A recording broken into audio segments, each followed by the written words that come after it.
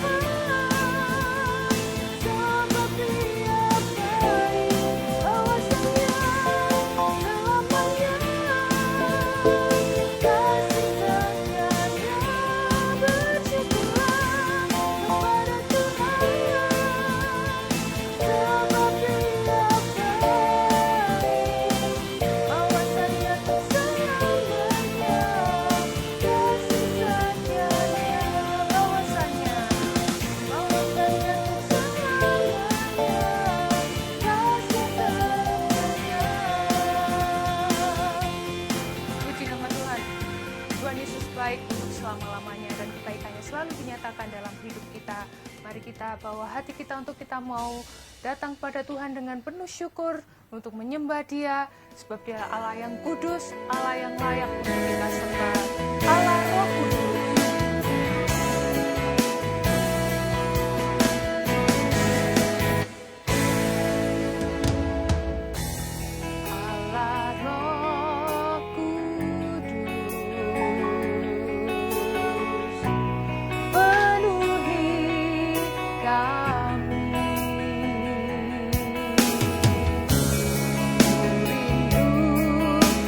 Selalu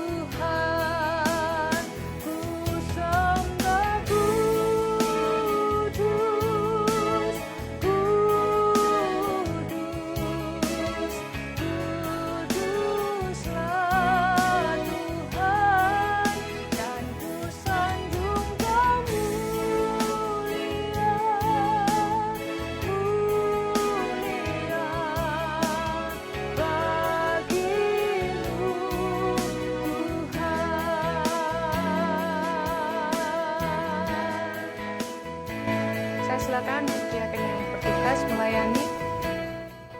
Kembali kami mengambil hadirat-Mu, mengucap syukur Tuhan malam hari ini, karena sepanjang hari Kau sudah menolong kami dalam melakukan aktivitas dan pekerjaan kami, dan malam hari ini Kau himpun kami melalui Google Meet ini Tuhan, untuk beribadah kepada Tuhan.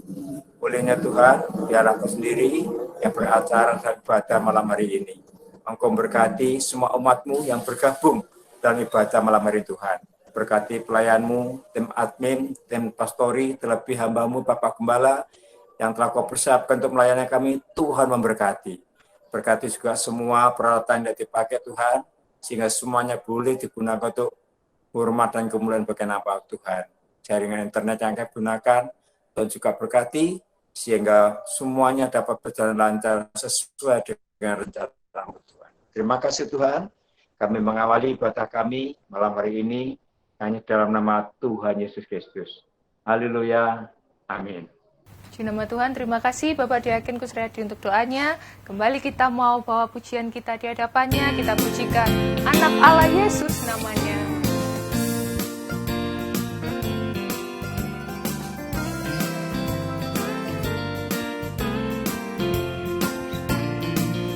Anak Allah Yesus namanya, menyembuhkan, menyucikan, bahkan mati, tebus dosaku, kubur kosong membuktikan Dia hidup, sebab Dia hidup, sebab Dia hidup. Ada hari esok, sebab Dia hidup. Ku tak gentar, karena ku tahu Dia pegang hari esok. Hidup jadi berarti sebab Dia hidup. Yesus Kristus, Yesus Kristus, Juru Selamatku, Kau Rajaku, Kau Tuhanku, Kau telah bangkit, hidup selamanya, dan memerintah atas bumi sebagai Raja, sebab Dia hidup, sebab Dia hidup. Ada hari esok, sebab Dia hidup. Ku tak gentar, karena ku tahu Dia pegang hari esok. Hidup jadi berarti sebab Dia hidup, sebab Dia hidup, sebab Dia hidup. Ada hari esok, sebab Dia hidup. Ku tak gentar, karena ku tahu Dia pegang hari esok. Hidup jadi berarti sebab Dia hidup. Nama Tuhan, Allah yang kita sembah, Allah yang hidup, dan Dia yang memegang hari esok kita. Kita mau jalani hidup kita hari demi hari dengan iman kepada Tuhan. Kita pujikan dengan imanku, ku hadapi semua.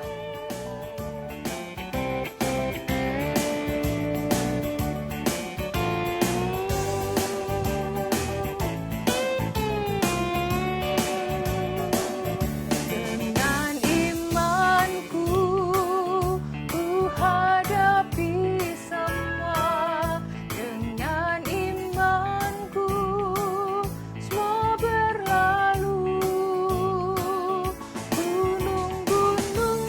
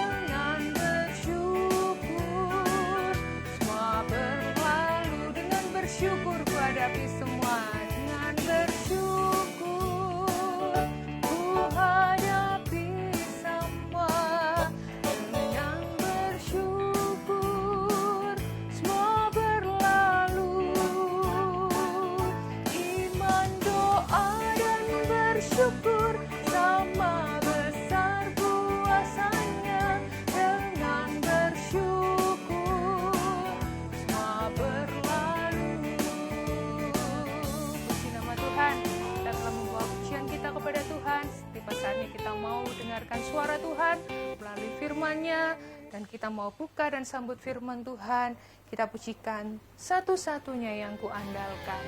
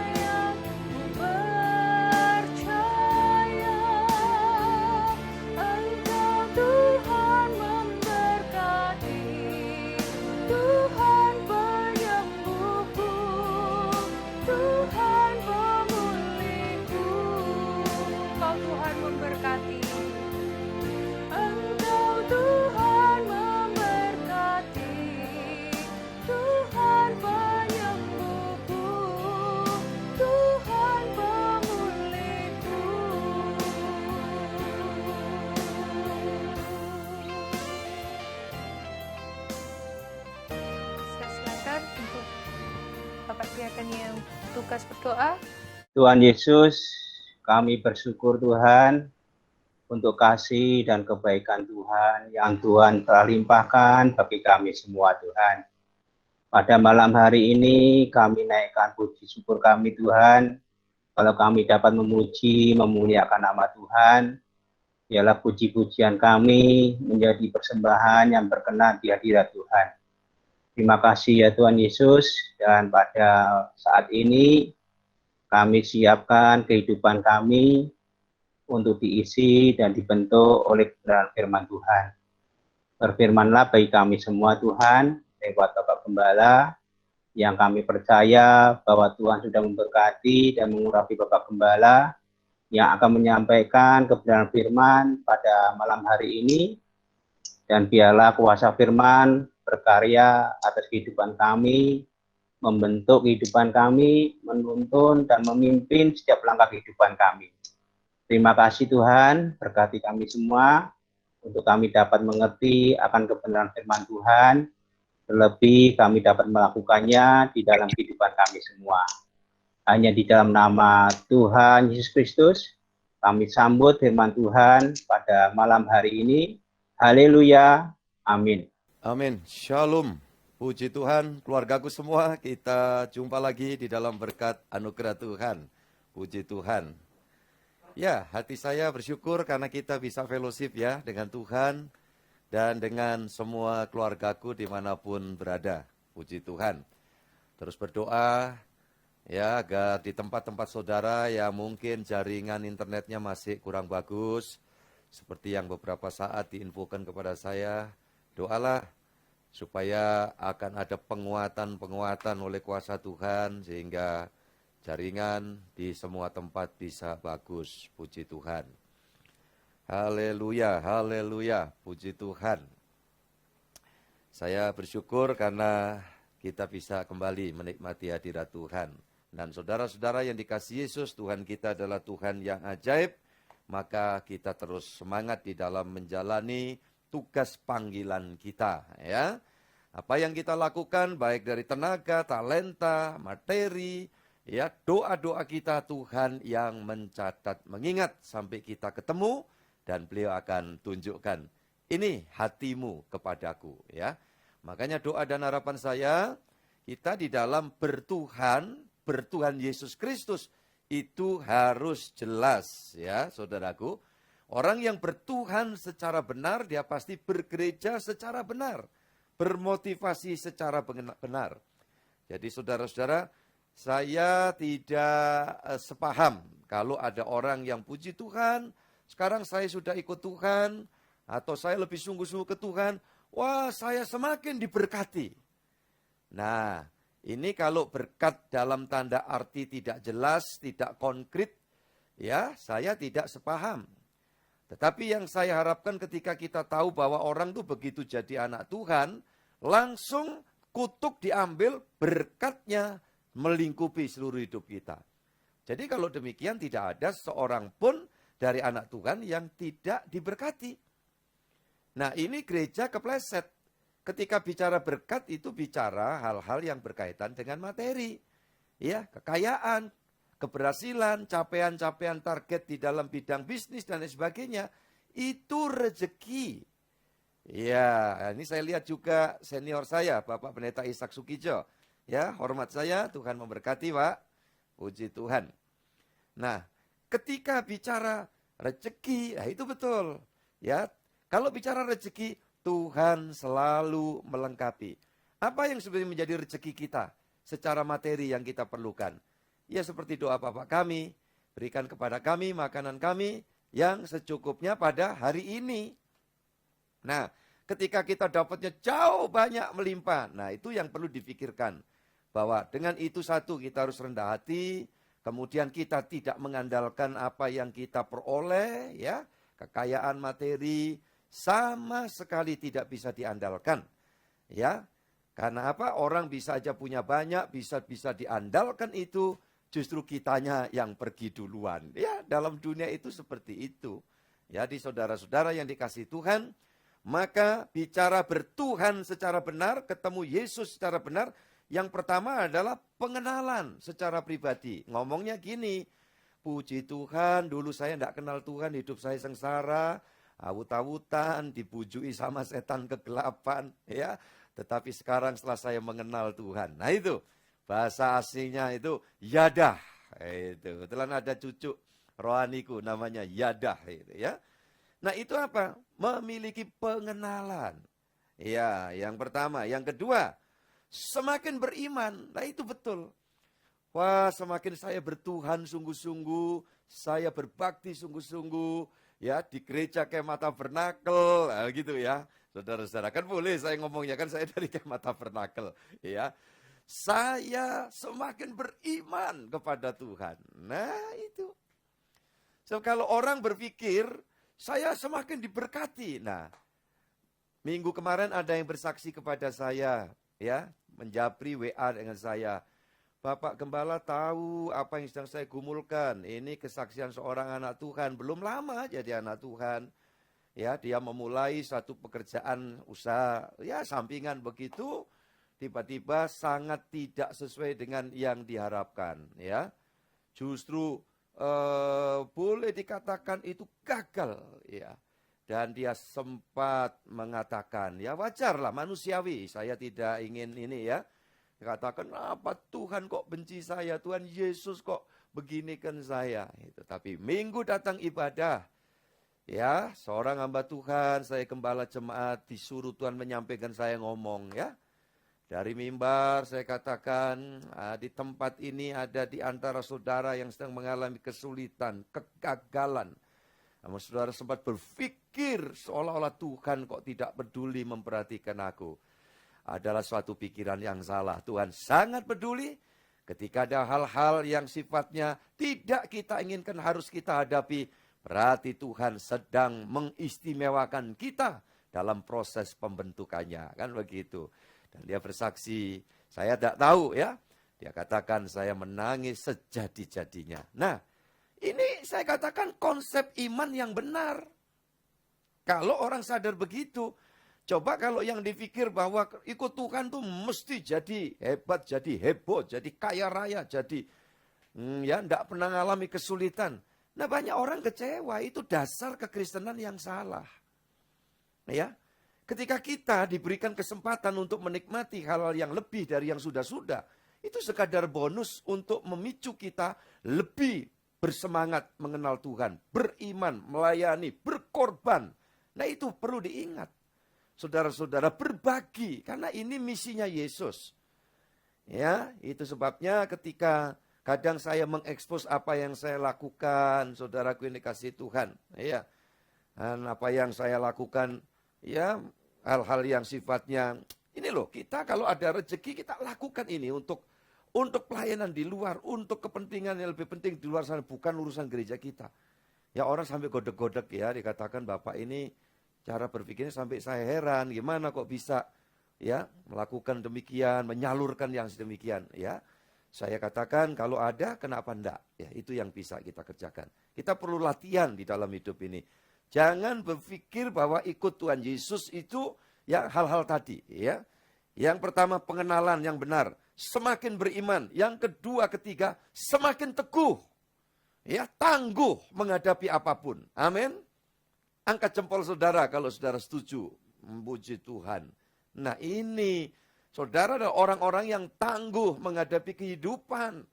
Nah itu baru orang yang bertuhan Yesus secara benar gitu ya. Silakan Bu Riyadi bacakan Kolose pasal 3 ayat 1 sampai 4 ya. Tidak saya ulas banyak. Tetapi itulah orang yang ikut Tuhan tuh harapannya seperti itu. Kolose 3 ayat 1 sampai 4. Karena itu, kalau kamu dibangkitkan bersama dengan Kristus, carilah perkara yang di atas, di mana Kristus ada, duduk di sebelah kanan Allah. Pikirkanlah perkara yang di atas, bukan yang di bumi. Sebab kamu telah mati dan hidupmu tersembunyi bersama dengan Kristus di dalam Allah. Apabila Kristus yang adalah hidup kita menyatakan diri kelak, kamu pun akan menyatakan diri bersama dengan Dia dalam kemuliaan.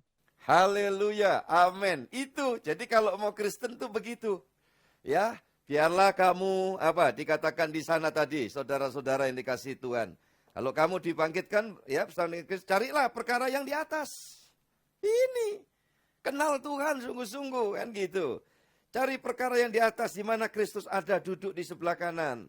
Allah, ya. Ayat yang kedua, pikirkanlah perkara yang di atas, bukan yang di bumi. Nah, terus gimana Pak kerjaan kita? Lah itu ya kita kerjakan yang benar, kita pikirkan, cari bagaimana mengembangkan, buat solusi, buat terobosan. Nah itu aja tugas kita. Nanti Tuhan yang pimpin. Ya, rezeki pasti ada, yang percaya katakan amin. Gitu. Ya, kadang sulit, kadang lancar. Nah itulah dunia. Wong itu kita juga tidak akan mati ketika sulit. Iya kan? Kalau belum waktunya mati. Tetapi waktu kita dikasih kelancaran juga jangan kita sombong, karena itu juga tidak bisa menambah sejengkal umur kita. Apakah dengan kita punya biaya yang hebat untuk membiayai ketika kita sakit, lantas ada jaminan kalau kita pergi ke rumah sakit yang paling bonafit di ujung bumi ini, lantas pasti bisa hidup sembuh, kan tidak. Nah ini pengertian-pengertian yang jelas. Tetapi Tuhanlah sumber kehidupan kita. Ini Kristen yang benar itu ini. Jadi kalau saudara masuk gereja, lantas yang diomongin itu, saudara ikut Tuhan pasti diberkati, melimpah, berhasil luar biasa. Saya khawatir, saudara memang bersyukur karena dapat gitu. Lah yang enggak dapat, Tuhan lagi proses. Minggir dia. Ya, dan hidup itu enggak selamanya begitu. Nah ini ya, saya tetap mengarahkan kepada kebenaran. Tapi yakinlah, bidang usahamu, pekerjaanmu nggak bisa diganggu orang tuh nggak bisa. Pakai kuasa-kuasa gelap apa, nggak usah khawatir itu, nggak usah dipikir. Tuhan berperang ganti kita, amin. Nah, yang perlu kita pikir yang kita kerjakan, ya. Yang apa yang perlu kita usahakan, kita majukan, boleh-boleh saja. Ya, tetapi selebihnya kita harus tahu itu semua yang datangkan rezeki Tuhan, gitu loh ya. Berhasil, haleluya. Rada seret-seret, haleluya, kan gitu. Iya, toh yang kita makan cuma segitunya kan. Ya, tapi hidup kan bukan cuma makan doang, Pak Gembala. Iyalah sama, saya juga begitu. Iya toh. Tetapi faktanya saya hidup. Dari awal melayani itu berdua dengan ibu, sampai kemudian ada anak, sampai ada mantu, ya anaknya dari 2 jadi 4, tambah cucu sementara ini 1, jadi 5, ya. Hidup semua kami terpelihara. Sampai kawan seperjuanganku sudah dikasih kemuliaan penghormatan Tuhan lebih dulu, berangkat di sorga, ya sudah, puji Tuhan. Nah saudara-saudara terpelihara. Ya, tanpa sponsor hidup benar dah, memulai pelayanan, itu bukan hal yang gampang. Sengsara saudara. Tetapi kami tidak pernah merasakan itu, orang lain mungkin melihatnya begitu. Ya, jadi saya tidak merasa yang gimana-gimana dalam hidup itu. Iya, makanya ketika ya ini jangan bosan ketika saya ngomong 2012 16 Desember rumah hangus gitu itu, enggak sedih sedikit pun, bener. Iya, enggak ada yang membuat kecewa gimana, enggak.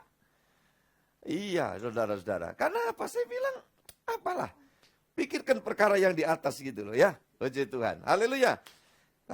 Sudah saya benahi dulu ini dasarnya, baru PR, sudah baca semua 1 Samuel pasal yang ke-6 ya. Puji Tuhan, 1 Samuel pasal yang ke-6.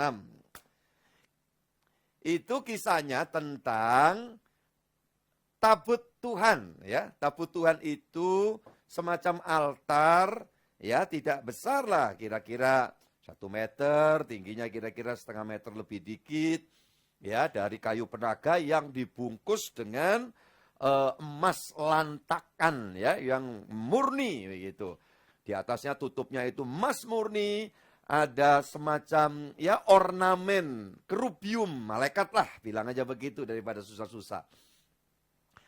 Itu di zaman ya bait Allah itu, tabernakel itu, ya tempat kemah sembahyang itu, zaman Musa, di perintah Tuhan bikin itu ditaruh ruangan yang paling dalam.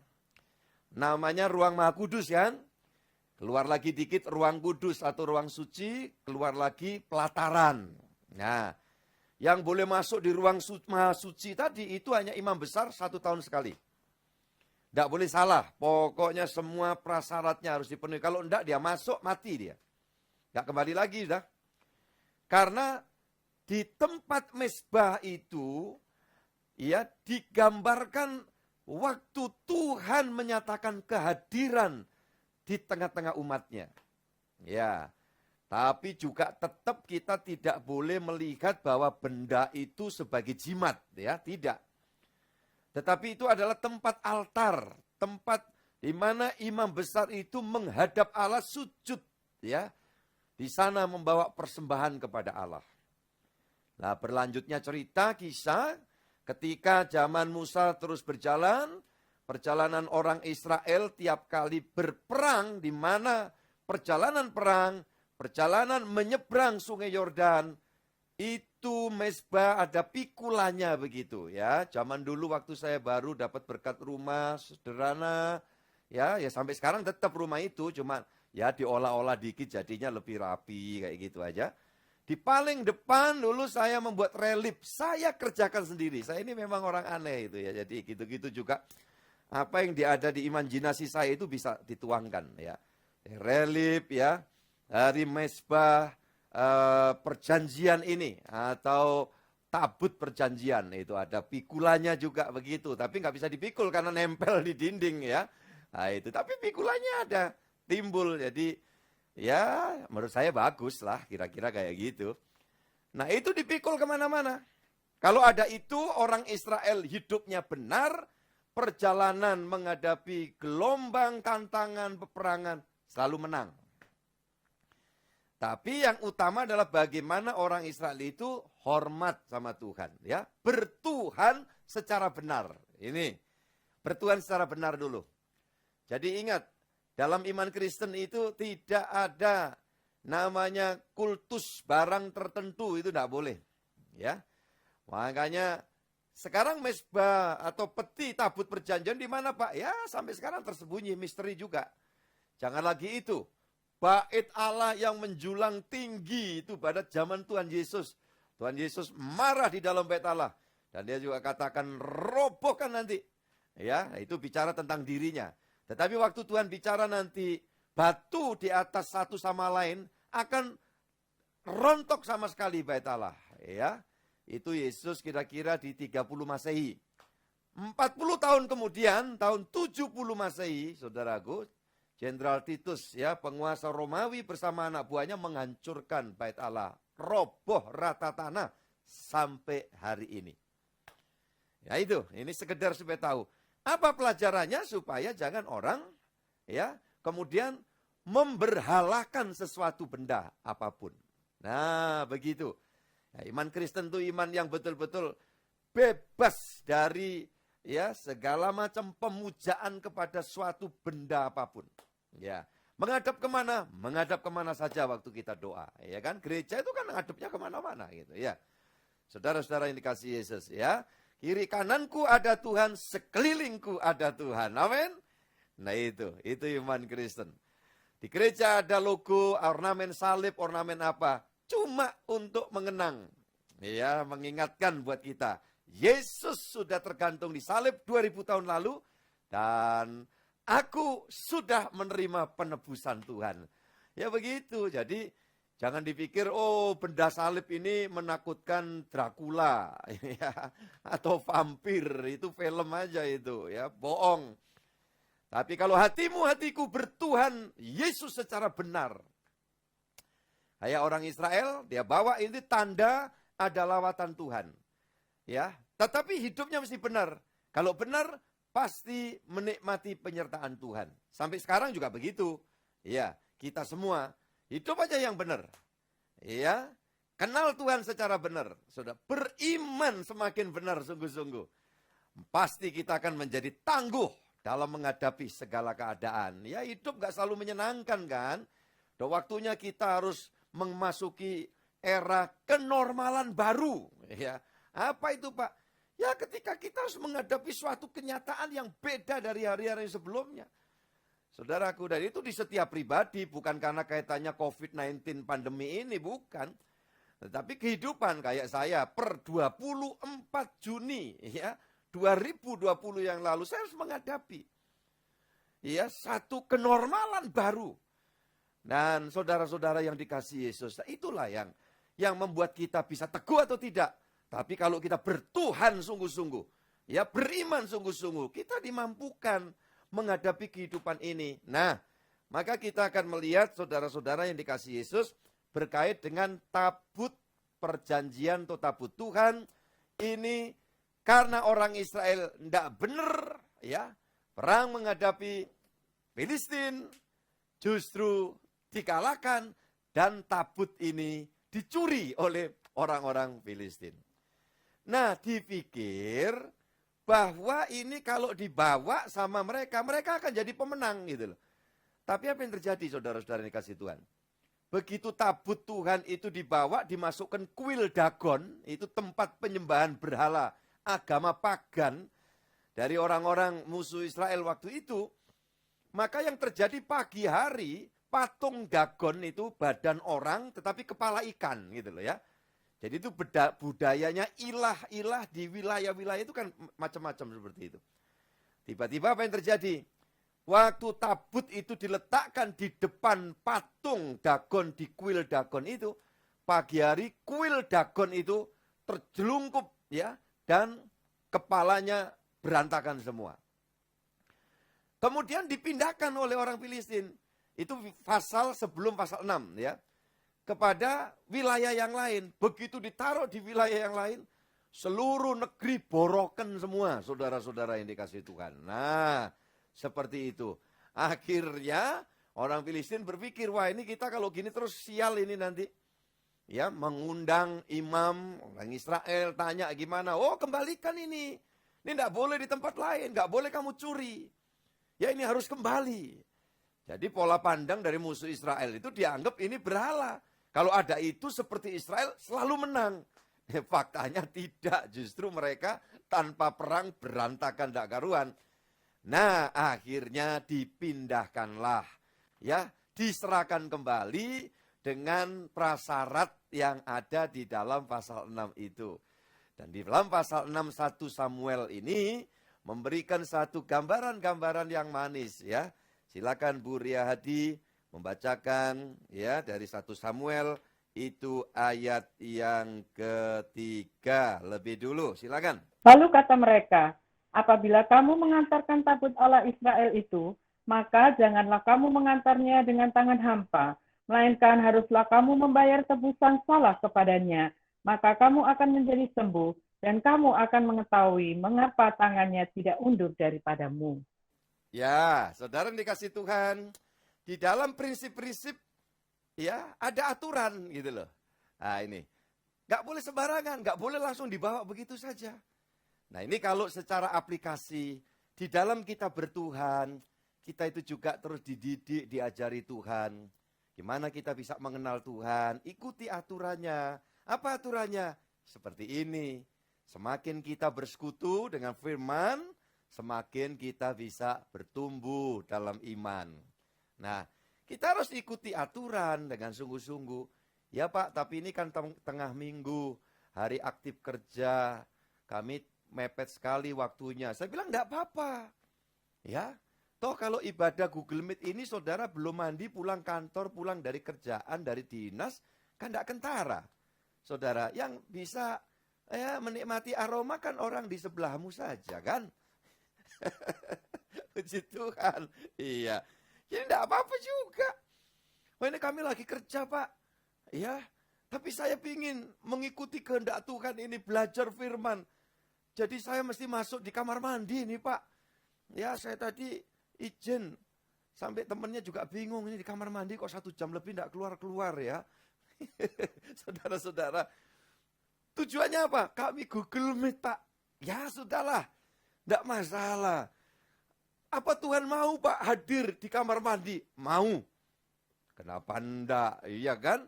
Kan hatimu panggil Tuhan Yesus. Dulu ada pendeta khotbah gini. Jangan panggil nama Tuhan dengan sembarangan. Contohnya, kalau di kamar mandi, di WC, jangan manggil Tuhan. Itu kan tempat kotor, najis gitu. Saya pikir, wah enggak setuju saya. Orang kalau perutnya mules, mau teriak kepada siapa? Mau teriak kepada opung boru, opung doli, mbah, opa, engkong, umpamanya ya. Yang sudah di sana, di sorga semua. Nah, enggak boleh. Lebih baik Tuhan Yesus tolong. Kenapa enggak? Tuhan datang di situ langsung elus-elus di sini. Atau beres. Iya kan? Loh, apa salahnya? Enggak ya.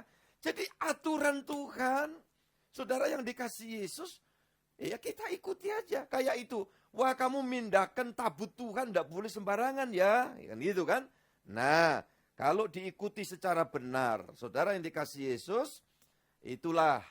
Dan dikatakan, jangan lupa, ini kamu membuat tebusan, kan gitu. Ya, karena ada yang borokan, banyak yang mati, perang kalah, ya, patung Dagon di kuil hancur. Maka yang memberikan arahan itu, ya, bawa korban tebusan. Di samping kamu mengembalikan tabut Tuhan. Nah, saudara-saudara yang dikasihi Yesus Kristus, di sana bicara tentang tebusan. Ya, karena borokan itu maka harus dibuat dari emas, ya, logam mulia, gambar borok-borok. Mewakili 5 raja-raja sekutu di Palestina zaman itu, saudara yang dikasih Tuhan, harus 5 segede itu, gitu loh ya. Jadi ini korban tebusan yang bagus. Nah, kita tahu sekarang, gimana Pak kalau tebusan dosa salah kita sekarang? Nggak pakai itu ya, bikin borok-borok dari emas gitu.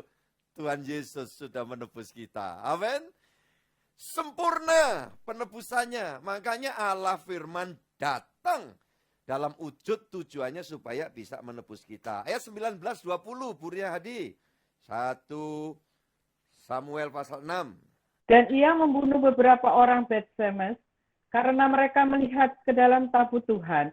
Ia membunuh 70 orang dari rakyat itu. Rakyat itu berkabung karena Tuhan telah menghajar mereka dengan dahsyatnya. Dan orang-orang Bet-Semes berkata, siapakah yang tahan berdiri di hadapan Tuhan Allah yang kudus ini?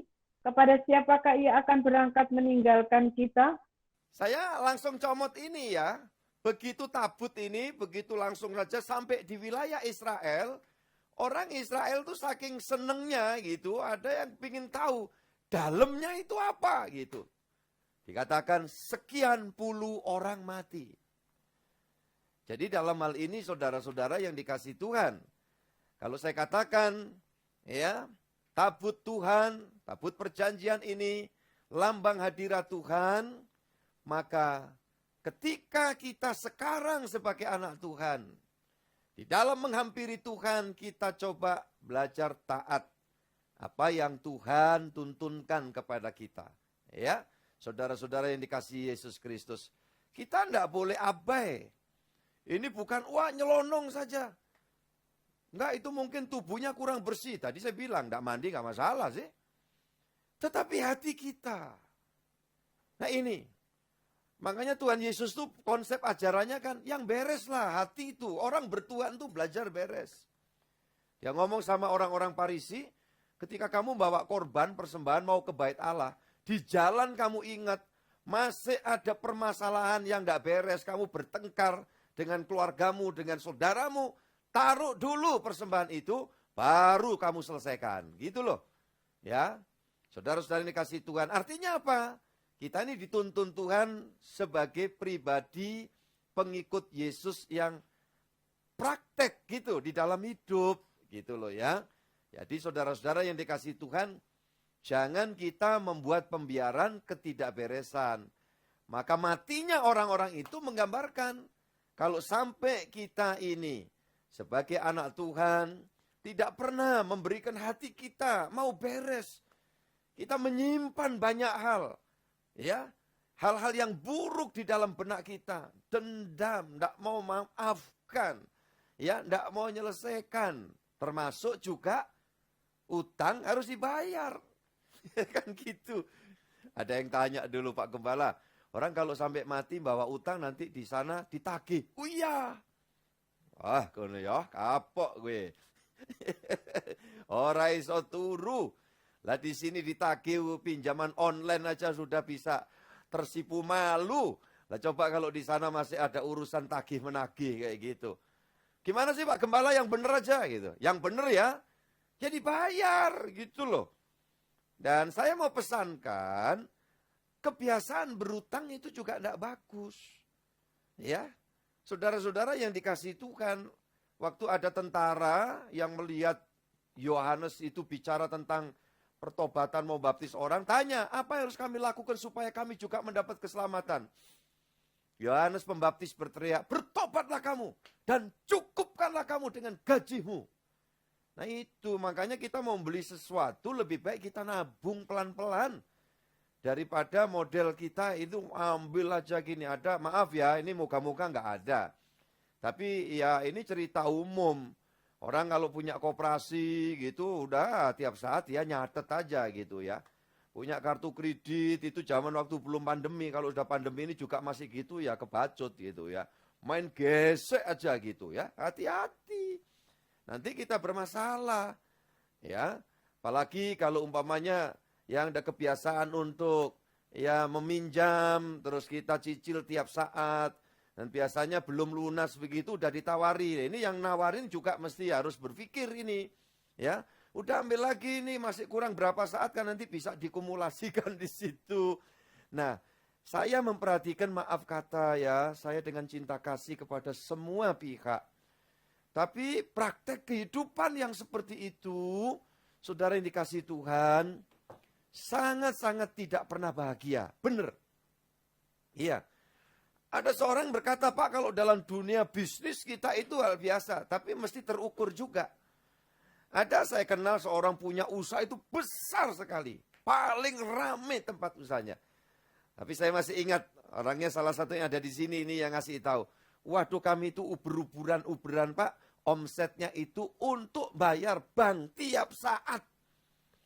Nah saudara-saudara, maka ada orang yang berkata memang kalau lebih baik kita merintis dengan modal sendiri seadanya dulu sampai dikembangkan. Ya, udahlah, ini nanti lain waktu saudara boleh masuk di dalam bidang ini secara khusus ya. Jadi saudara-saudara, Tuhan itu berotoritas. Jadi kalau di situ diperlihatkan dia seolah membunuh 70 orang, sekian orang. Maka sebaliknya, kalau kita benar, kita taat, maka Tuhan juga menghidupkan. Membunuh itu tidak selalu nyawa artinya. Mungkin justru kesulitan secara mata pencarian, ya. Tapi sebaliknya kalau kita itu hormat sama Tuhan, kita hidup ini benar-benar belajar mempraktekkan dalam hidup yang sungguh. Sebaliknya Tuhan melimpahi rezeki lebih dari yang sudah-sudah. Bagi Tuhan juga tidak ada yang mustahil. Amin. Puji Tuhan. Ayat 4, Bu, silakan. Ini ekspositori istilahnya dalam homiletika ya. Saya itu paling tidak terlalu peduli dengan itu. Tapi ini saya infokan ini biar dari kisah itu supaya tahu aplikasinya dalam kehidupan kita. Silakan. Sesudah itu bertanyalah mereka, apakah tebusan salah yang harus kami bayar kepadanya? Jawab mereka, menurut jumlah raja-raja kota orang Filistin, 5 borok emas dan 5 tikus emas. Sebab itulah yang sama menimpa kamu sekalian dan raja-raja kotamu. Ya, tadi saya sudah ureh itu ya. Jadi seperti itulah, borok, tikus, gitu. Kemarin kebetulan saya pasang lem dapat tikus 2, saudara. Nggak ada hubungan tapi dengan ini ya. Puji Tuhan. Ayat 7 dan 8, Bu Ria Hadi, silakan. Oleh sebab itu, ambillah dan siapkanlah sebuah kereta baru dengan 2 ekor lembu yang menyusui, yang belum pernah kena kuk. Pasanglah kedua lembu itu pada kereta, tetapi bawalah anak-anaknya kembali ke rumah, supaya jangan mengikutinya lagi. Kemudian ambillah tabut Tuhan, muatkanlah itu ke atas kereta, dan letakkanlah benda-benda emas yang harus kamu bayar kepadanya sebagai tebusan salah ke dalam suatu peti di sisinya, dan biarkanlah tabut itu pergi. Haleluya, puji Tuhan, saudara-saudara yang dikasih Tuhan. Oke, saya lihat juga catatan tadi yang saya tunggu-tunggu. Mana ini anakku Willy? Oke, udah gabung juga. Tuhan memberkati ya. Senang kalau orang tua ketemu anak-anak itu. Ya, keluarga semua senang, puji Tuhan. Iya, jadi selalu saya lihat Mbak Kardi, Bu Eko, Puji Sukapti juga langsung persis. Jadi tidak semua bisa masuk ya di dalam tampilan ini. Memang ini masih sistemnya dari sononya ya. Tapi saya punya catatan tersendiri. Baik. Yang dinamakan peti perjanjian atau tabut perjanjian ini nggak boleh dibawa kan tadi. Harus disiapkan kereta yang baru. Ya, gimana itu Pak? Ya ini Tuhan tuh mau hadir, menjagai, menolong, menopang kita. Dia lebih nyaman kalau wadahnya ini, keretanya ini, hidup kita itu adalah baru. Puji Tuhan, ya hidup yang sudah diperbarui. Makanya yang belum baptis, cepat daftar baptis. Nanti pada hari Sabtu terakhir bulan Juni kami akan melaksanakan baptisan ya. Mulai jam 10 pagi. Yang sudah daftar beberapa orang, silakan. Yang belum baptis ya, saudara-saudara yang dikasihi, supaya kita mengalami pembaharuan dari Tuhan. Ya, dan baptis itu satu hal, Alkitab memberitahu adalah diceburkan, baptiso itu ditenggelamkan, jadi nggak bisa tawar model lain ya, model gereja macam-macam, ya silakan. Tapi gereja kita ini cuma ngikuti aja yang di Alkitab. Yesus saja dia masih mau datang sama Yohanes Pembaptis. Yohanesnya sampai dia waktu itu, wah jangan, saya yang harus dibaptis oleh Tuhan. Tuhan Yesus bilang, enggak, lakukan. Supaya genap apa yang difirmankan Bapa. Nah, itu maksudnya apa? Jadi proses pembaharuan dalam hidup itu seperti itu. Jadi kalau saudara sudah Kristen sekian lamanya, dan baru dengar firman Tuhan, tentang bagaimana seharusnya kita dibaptis itu, dikubur bersama mati dengan Yesus, keluar dengan Yesus. Ya sudah segera mendaftar aja ya. Langsung hubungi tim admin gereja WA resmi dari Tabernacle Family Gresik Surabaya ya. Puji Tuhan. Selain bicara kereta yang baru, nah di sini ada perangkat yang lain lagi saudaraku. Tentang lembu yang akan menarik kereta itu.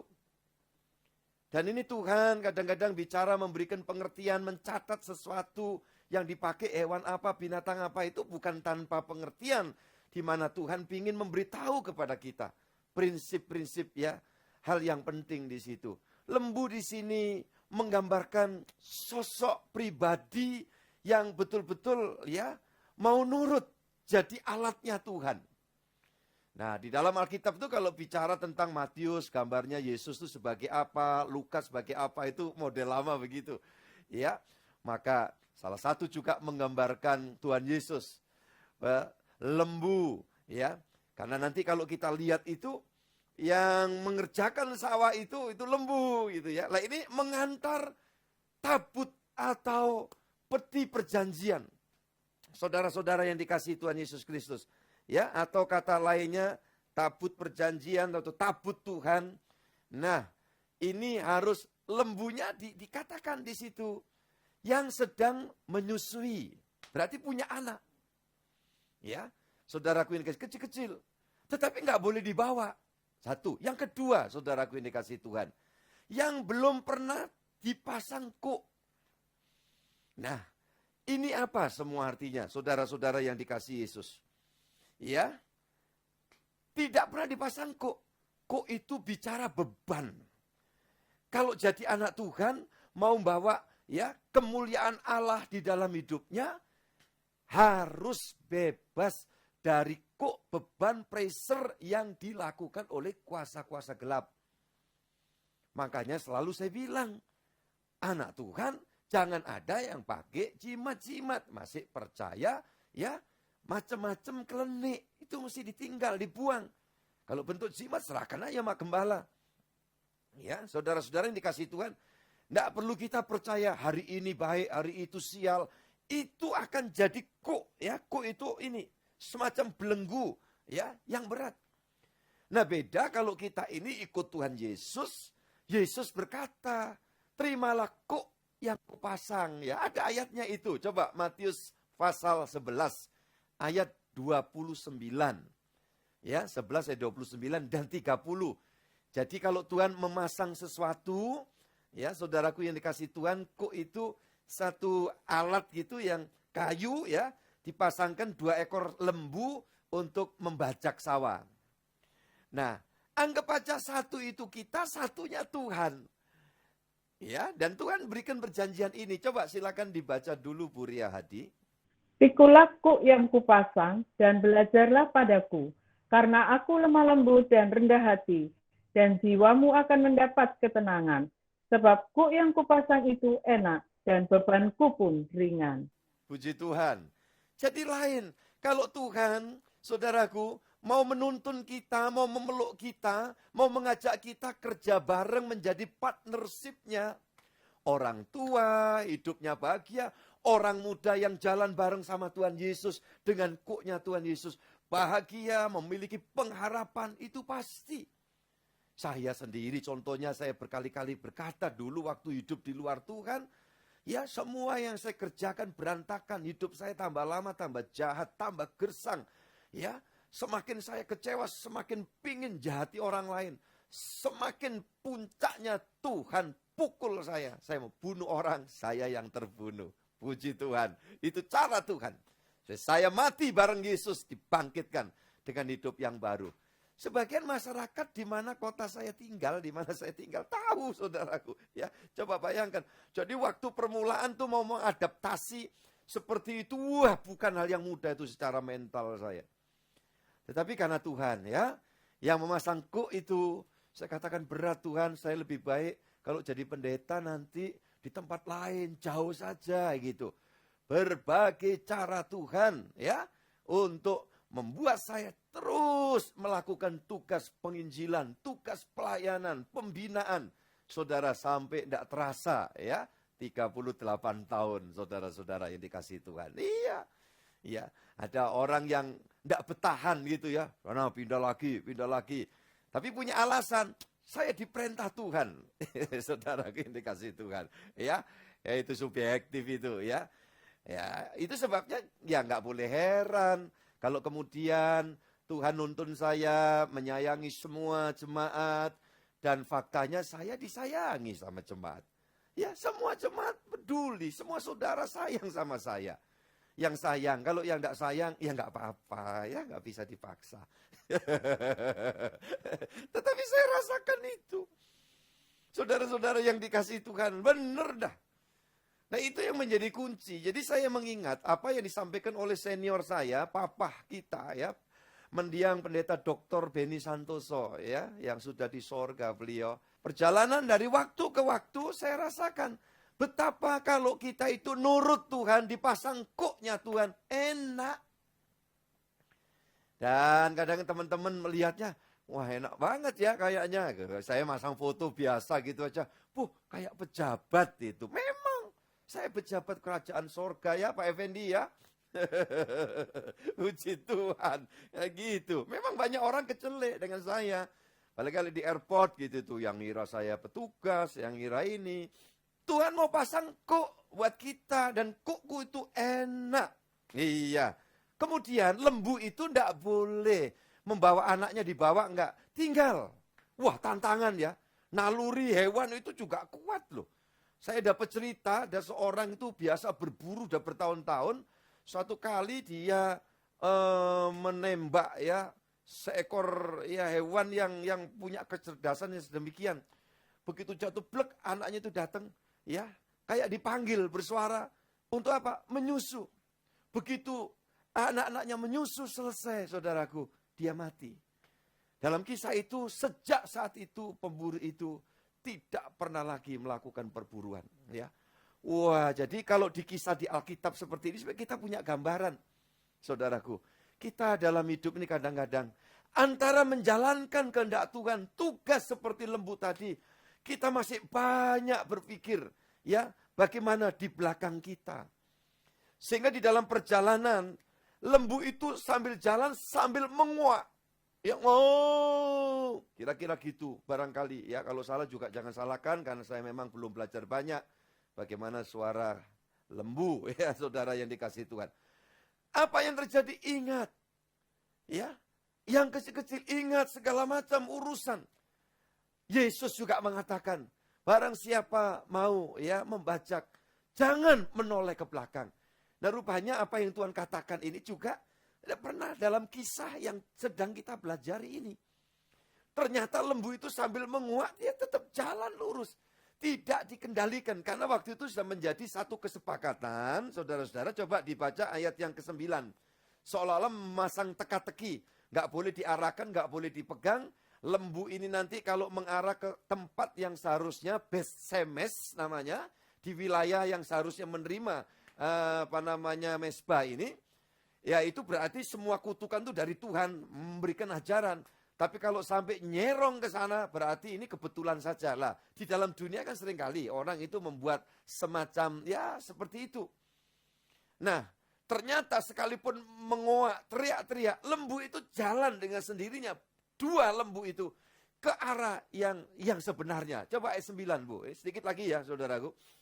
Perhatikanlah, apabila tabut itu mengambil jalan ke daerahnya, ke Betsemes, maka dialah itu yang telah mendatangkan malapetaka yang hebat ini kepada kita. Dan jika tidak, maka kita mengetahui bahwa bukanlah tangannya yang telah menimpa kita. Kebetulan saja hal itu terjadi kepada kita. Nah, Kadang-kadang kita ini berproses ya dalam iman tuh. Ini gimana ya, ini kejadiannya ini kehendak Tuhan bukan ya, kayak gitu ya. Tapi coba kalau kita belajar, yuk. Seolah-olah kita ini jadi lembu yang taat sedang membawa misi Tuhan. Di kerjaan, di rumah tangga, berinteraksi dengan masyarakat dimanapun kita diutus Tuhan. Kita sedang bawa ini saudaraku ya. Tabut Tuhan, itu gambaran kemuliaan Tuhan. Walau kadang-kadang berat hati kayak yang lalu, hampir setahun yang lalu. Aduh, rasa duka yang sedemikian. Tetapi 5 hari kemudian saya membuat statement melalui video yang saya viralkan kepada jemaat. Untuk saya katakan, saya tidak mau kehilangan tugas panggilan yang dipercayakan Tuhan kepada saya. Dan prinsip-prinsip inilah yang saya mau sampaikan kepada kita. Agar jangan sampai kita kemudian di dalam menjalankan kehendak Tuhan, hanya karena ada masih pergumulan, lantas kita abaikan tugas panggilan kita. Demi hal-hal yang kita seolah-olah kurang percaya. Bahwa Yesus itu sanggup melakukan. Ya. Nah kita mesti mengarah yang sesungguhnya. Lanjut ayat yang ke-12. Itu tadi 9 itu kan orang berpikirnya seperti itu. Ayat 12 Bu Riyadi. Lembu-lembu itu langsung mengikuti jalan yang ke Betsemes, melalui satu jalan raya, sambil menguak dengan tidak menyimpang ke kanan atau ke kiri. Sedang raja-raja kota orang Filistin itu berjalan di belakangnya sampai ke daerah Betsemes. Kita lihat ini.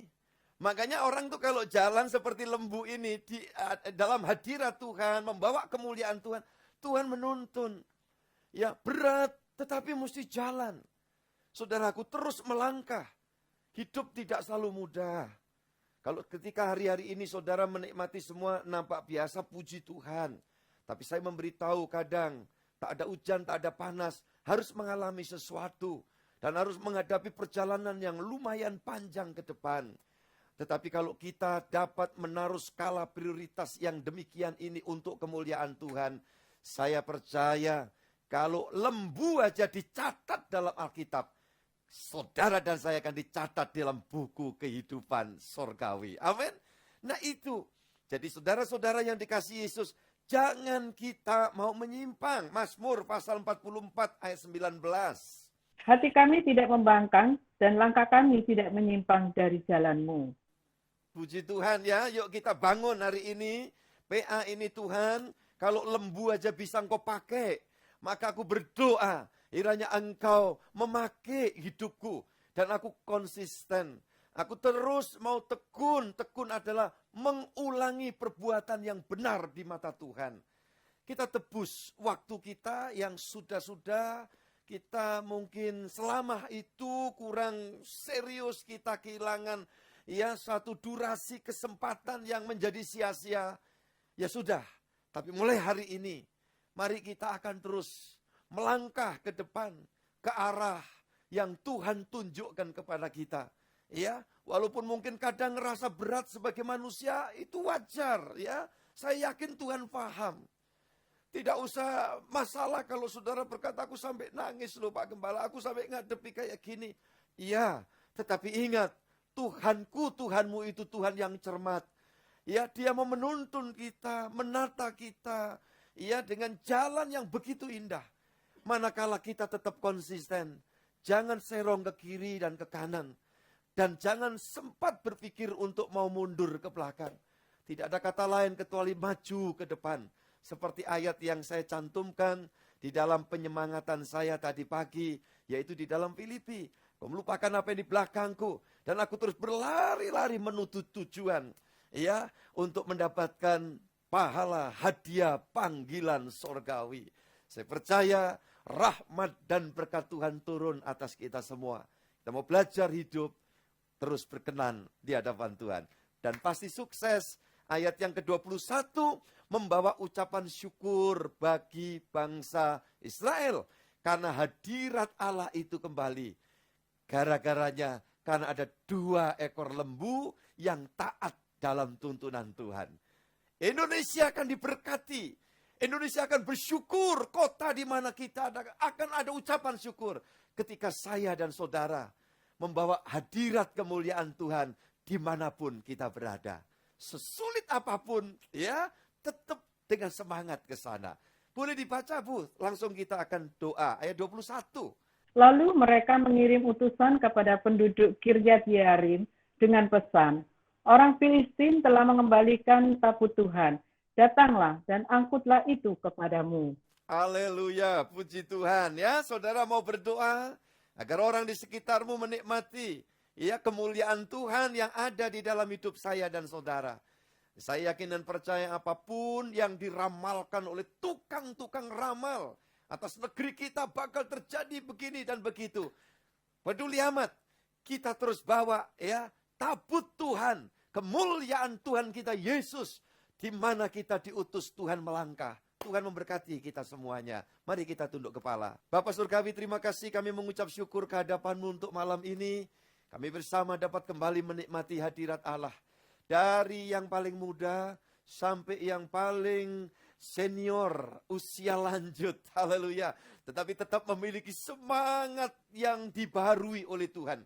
Malam hari ini kami menikmati berkat Tuhan. Dan kami mau belajar untuk kami terus melangkah maju ke depan. Dan kami bersepakat untuk tidak mau menyimpang ke kiri ataupun ke kanan. Tiap-tiap kami sedang memanggul satu kepercayaan tugas ilahi dari Tuhan, yaitu membawa kemuliaan Tuhan di antara suku bangsa di mana Tuhan tempatkan kami. Itu sebabnya kami mau belajar untuk terus menjadi kuat di dalam Tuhan, menjadi semakin beriman di dalam Tuhan, semakin mengenal Tuhan dengan sungguh-sungguh. Sehingga walau kadang jalan tidak selalu mudah, namun kuat kuasa Tuhanlah yang memungkinkan kami mencapai semua langkah menuju hadiah yang Tuhan sediakan. Terima kasih Bapa dalam sorga. Malam ini Tuhan melawat setiap kami dimanapun berada. Anak-anakmu satu persatu, jawab doa mereka. Jawab komitmen yang mereka sedang bangun di hadapan Tuhan. Sehingga setiap pribadi bersama keluarga akan bersikap seperti seorang Yosua yang berkata, kalau kalian memang menganggap tidak cocok beribadah kepada Tuhan, kami, aku dan keluargaku, aku mau tetap setia, tambah beriman, tambah mengenal Tuhan, dan menjadi tambah tangguh untuk aku menghadapi kehidupan dan menyelesaikan semua tugas panggilan sorgawi ini. Haleluya. Terima kasih Tuhan, rahmat berkat-Mu menyertai setiap hamba-hamba Tuhan. Rahmat berkat-Mu menyertai setiap anak-anak Tuhan dimanapun berada. Dan kami yakin percaya siapapun kami, apapun profesi kami, Tuhan mau pakai di mana kami berada, sedang membawa tabut Tuhan, yaitu kemuliaan nama Tuhan kita Yesus Kristus. Itu yang selalu kami masyurkan. Terima kasih Bapa di dalam sorga. Tuhan menjawab doa anak-anak-Mu. Tuhan senantiasa menolong yang saat ini lemah menjadi kuat dalam nama Yesus. Haleluya. Bahkan kami yakin dan percaya ketika ada yang sedang mengalami gangguan penyakit, ada mungkin perasaan-perasaan, ada suatu kegamangan, dalam nama Yesus dipatahkan, dalam nama Yesus. Apapun penyakit, jika Tuhan memang masih kasih kesempatan kami memuliakan Tuhan, Tuhan menyembuhkan penyakit, mengangkat penyakit. Namun manakala saatnya selesai tugas kami dan Tuhan lebih butuh di sorga, maka itu juga menjadi kebahagiaan kami. Tidak ada sial kematiannya orang beriman. Tidak ada satu hal yang menjadi musibah bagi kematian orang beriman. Karena itu ada di dalam perjanjian Tuhan yang luar biasa. Terima kasih Bapa. Olehnya hari ini biarlah tangan Tuhan bekerja berkarya di dalam pekerjaan, bidang usaha masing-masing, studi anak-anak-Mu. Yang mencari sekolah berikutnya Tuhan campur tangan. Yang membutuhkan tempat kuliah berikutnya Tuhan campur tangan. Haleluya. Terima kasih. Dalam pekerjaan mungkin sempat ada kegagalan. Tidak perlu kecil hati kami Tuhan. Sebab kami punya Tuhan yang besar. Haleluya. Yang menyediakan masa depan, hari esok, hari tua dalam kepastian jaminan Tuhan. Terima kasih Bapak. Hari ini Tuhan melimpahi berkat atas negeri kami, bahkan di mana Engkau tempatkan kami berada. Tuhan memberkati Presiden, Wakil, para menteri, pejabat yang berkait. Yang Tuhan menganugerahi kesempatan untuk memerintah negeri ini, mengembalakan negeri ini. Tuhan memberkati semuanya. Bangsa kami diberkati, dibahagiakan, dipenuhi damai sejahtera, dan diselamatkan oleh Tuhan. Sekali lagi Tuhan, rekan hamba-hambamu, ya Tuhan yang ada di dalam Google Meet ini, ataupun di YouTube di kemudian hari, semua diberkati dan terus diurapi oleh Tuhan. Segala hormat, puji, kemuliaan, kami naikkan kepada Bapa Surgawi sekarang sampai selamanya. Dan segala berkat dan rezeki yang baik dari Tuhan selalu disiap-siakan, dicurahkan atas setiap kami dari sekarang sampai selamanya. Maranatha, Tuhan datang yang kedua kali menjemput kami pulang dan mengantarnya ke sorga sana. Demi nama Bapa, Putra, dan Roh Kudus, dalam Tuhan Yesus Kristus. Haleluya. Bapa, terima kasih. Mari kita nyanyikan itu.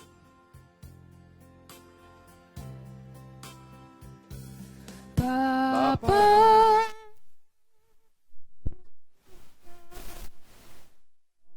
kasih.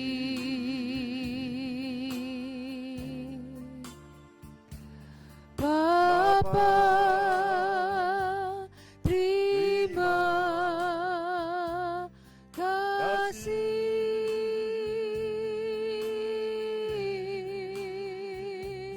Bapa, di dalam surga,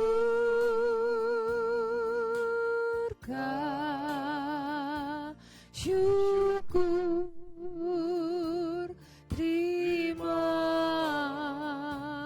kasih. Amin.